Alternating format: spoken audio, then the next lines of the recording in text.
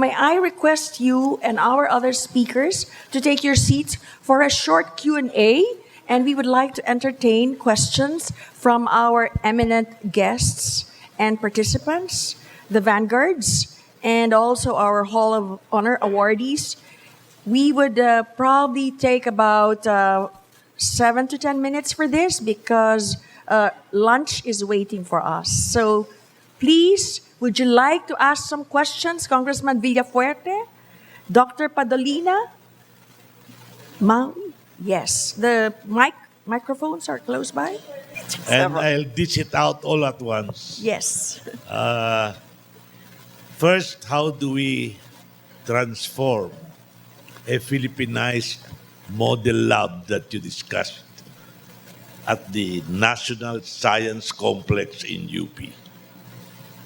What does it take to do that? What is the plan so that we can help in strategizing how we can get the money, either in the form of a loan or a grant or a combination of both? That's my first question. Number 2 question on the materials research. You mentioned that it was mentioned that Abaca can be studied on how it could be converted into some kind of a plasticized material. You know, we can promote that in the Philippines as a real alternative so that we can have a revival of the Abaca industry in the Philippines. And I would also add to the research the use of not only Abaca, but what about this water lily that is abundant in our rivers and in our lakes, and also bamboo as a material? That's my third question. Okay. On biomedical research, very interestingly, I think we should identify the top 7 that we should get people to promote the funding for it on a very specific, time-bound, determined basis. What are those? You mentioned one, but there are, I think, many others that we can avail of for R&D purposes, and so that it can be used as a top priority. Maybe we can give priority to a prevention and cure of not only of ovary cancer, but of maybe breast cancer, and then maybe prostate cancer also as a priority, so that we in the Philippines can have a real medical breakthrough, that we can even apply for a Nobel Prize award, if we can do this. Maybe we can throw in arthritis as well.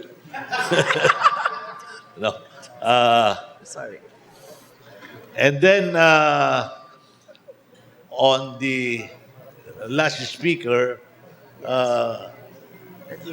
how do we get those ideas also to have some kind of an incentive venture fund for many of these innovative, creative approaches that you mentioned, so that we can have even government intervention. The private sector may come a little later.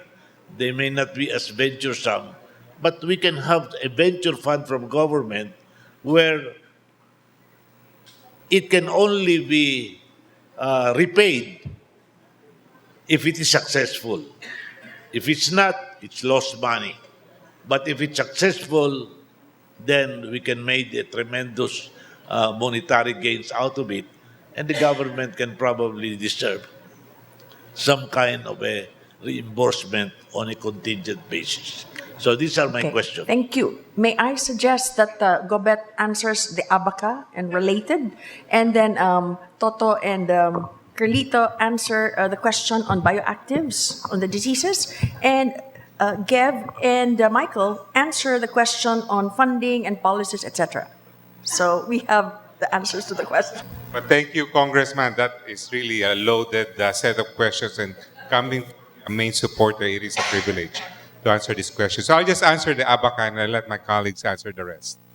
Abaca is a very important industry in the Philippines, dating pre-war, number one export of the Philippines. And I do know and I appreciate all the initiatives you've taken. Abaca can be processed into plastic using a process called lyocell, which is basically dissolving abaca or cellulose sources with ionic liquids.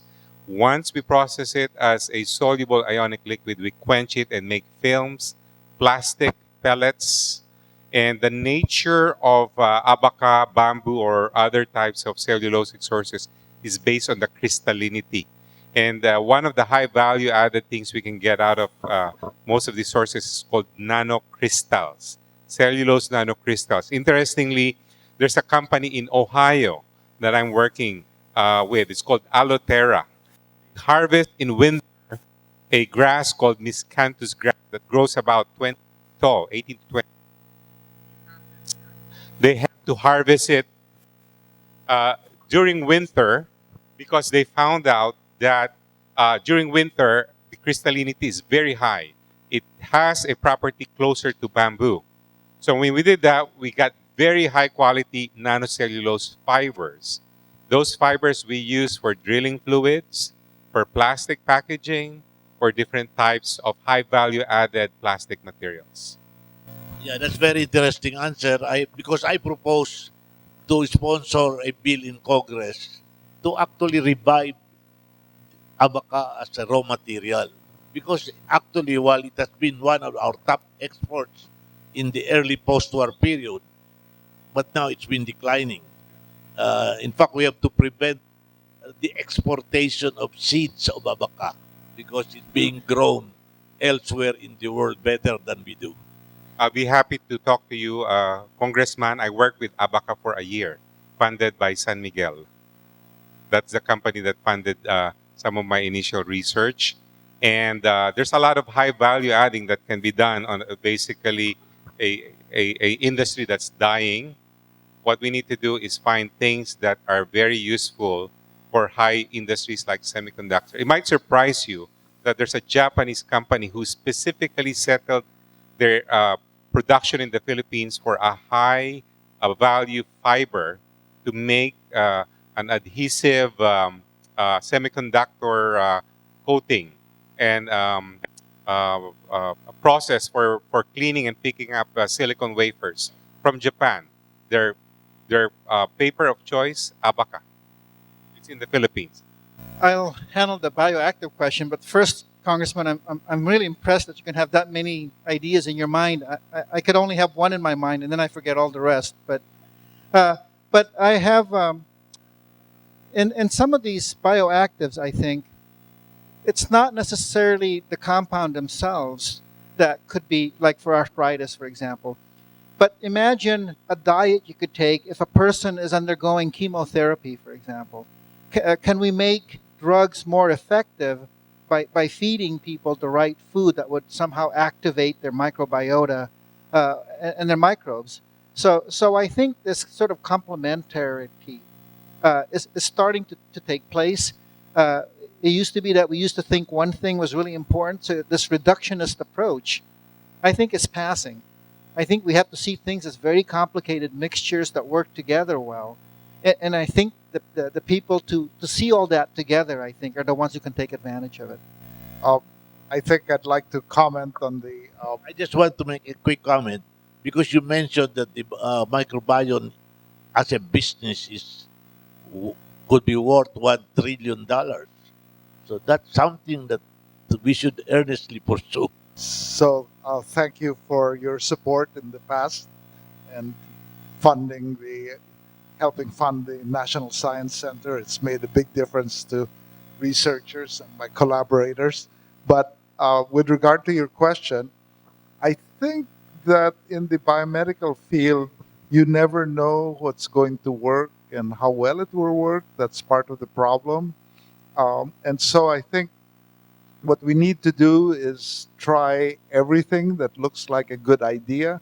And so what I'm hoping PASA can help do is figure out many configurations to move basic science bioactive compounds to clinical use. And one idea that, in fact, Giselle is exploring with Professor Wu from Kaohsiung University, who I think is attending this, is that we can expand our moving compounds forward by taking a more regional approach.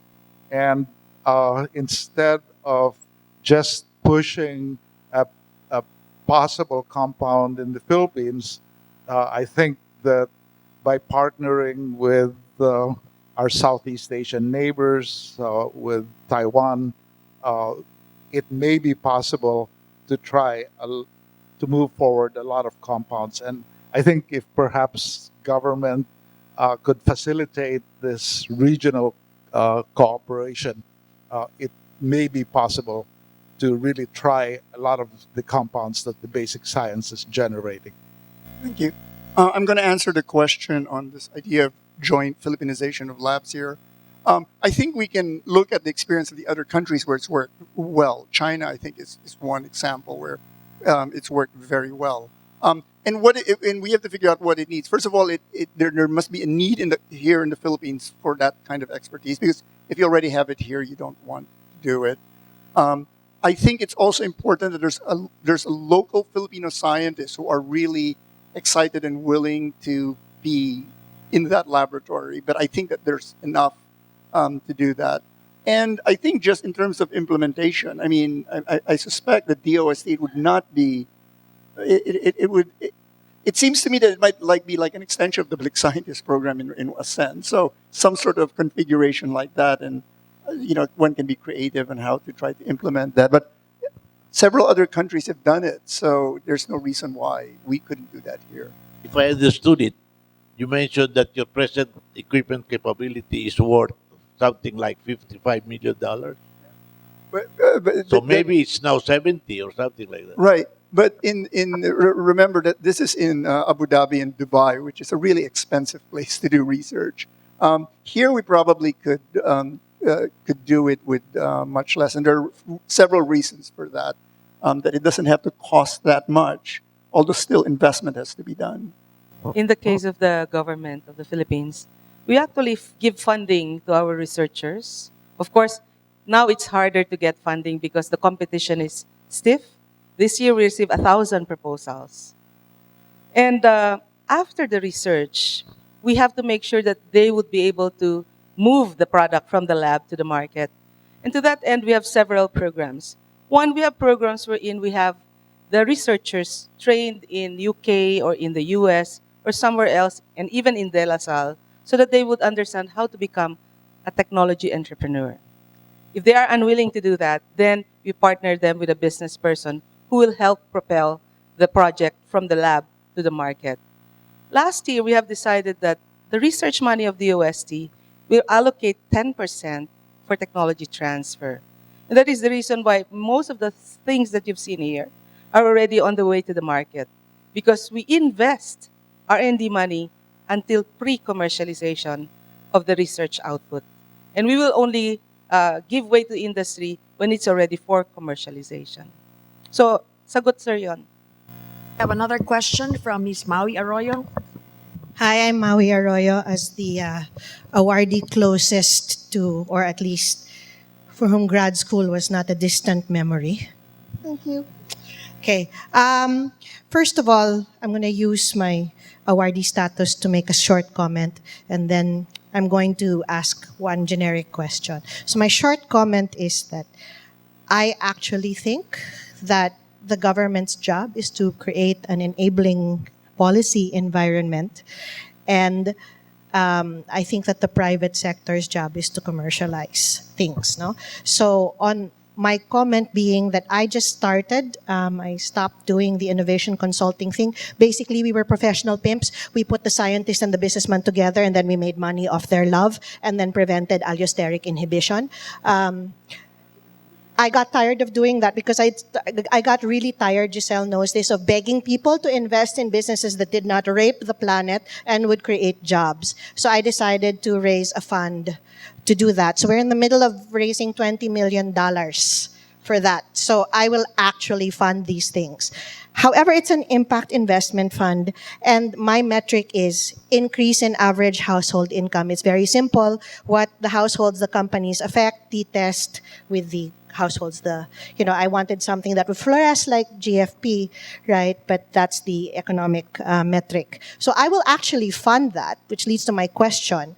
How can we actually bring that to these innovations where they will actually increase average household income?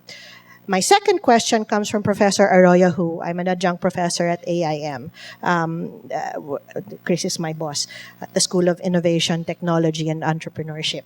And that would be the problem for our young scientists, let me try to speak for you, is that you ask us in the Philippines, right, is that you ask us to do 300,000 things at the same time. Therefore, taking a vow of science like taking a vow of poverty, right? First of all, we have to do research, and we have to teach, and we have to commercialize our research, and we have to do science communication, right? Not all of us are qualified to do all of these things because you ask us to do that all at a time. Hindi po kami si Darna. Okay? And our love of country, hindi po yan makakabili ng lightsaber or, food or beer, right? So, are there policy innovations that we can do so that those who can should teach? Those who teach should teach well. Those whose research papers are sublime but should never, ever be placed in front of a student should do research. And those of us whose lab skills are atrocious, like me, should, probably help be the elf to Santa Claus to help commercialize this. But you cannot continue to ask the Filipino scientists to do 300,000 things po at the same time. So that is my direct question to give, right? Because she's the only policy person, right? But otherwise, the rest of them, I'm just asking, how can we make that so that it is something that will affect average household income? Thank you. May I just give an example of how we do things? One university was able to get approval for their project for a niche center in the regions for astronomy. Then I saw their line item budget. I noticed they were hiring a lot of people. And I asked, why are you hiring a lot of people? Aren't you going to do some of the research? Ma'am, full load po ako, 21 units. So sabi ko, asan yung vice president ninyo, kasama nyo? Sabi ko, ganito, simple lang yan. Pag di nyo dinoload yung faculty, hindi na bibigay yung funding. Deloaded na siya ngayon. That's how we do things. It's not policy, it's practical. We're good for one more question from Vanguard. Wardy, anybody? Dr. Padolina, Dr. Tan, President Pascual, Dr. Pexon. Any other questions? And then the rest of us can ask our questions during the breakout sessions. Any questions? It's not a question. I just wanted to tell you guys it's been an exciting morning, and it's thanks to you. So, ladies and gentlemen, with that, we're ending part one panel presentation today. Thank you.